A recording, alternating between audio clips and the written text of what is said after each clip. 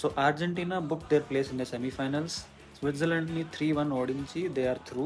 They will face England in the next match now. ఈ match గురించి చెప్పాలి అంటే మెస్సీ ఇంపార్టెన్స్ ఎంత అవసరమో it is nice and it is required for Argentina that the remaining players step up today. ఇవాళ Messi నుంచి goal రాలేదు, but he had an assist. Corner నుంచి he had an assist to MacAllister. MacAllister scores the header. మెకాలిస్టర్ is one of the shortest guys. He rises above a tall player of Switzerland and he scores from a corner. అసలు ఏంటి అర్థం కాలేదు నాకు.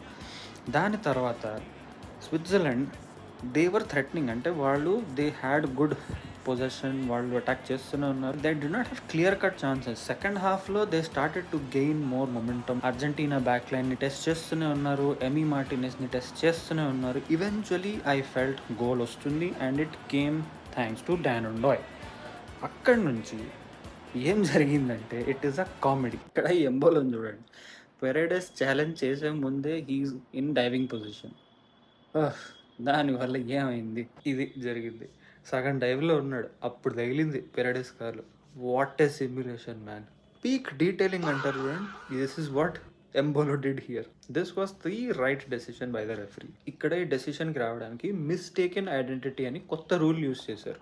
ఆ rule ఏం చెప్తుందంటే, suppose ఒక ప్లేయర్కి తప్పుగా కార్డ్ ఇస్తే అప్పుడు విఏఆర్ ఇంటర్వ్యూన్ అయ్యి దాన్ని చేంజ్ చేస్తారు. ఎస్, ఇది రీరెఫరీయింగే.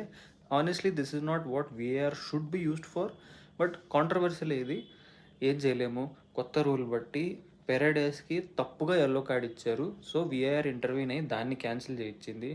But Embolo I don't know what he was thinking. He was already on a yellow card. ఇంత దరిద్రమైన సిమ్యులేషన్ చేస్తే why he will not get a yellow card again. Second yellow card వచ్చింది, he got a red card, he was cent of.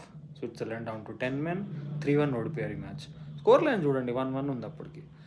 I don't know what this guy was thinking. Honestly speaking, Argentina are not convincing. Group స్టేజెస్లో బాగానే ఆడారు. They were actually one of the best teams in the group stages. అక్కడంతా Messi చూసుకున్నాడు. Group stages కాబట్టి okay, Messi చూసుకుంటే పర్వాలేదు అనిపిస్తుంది.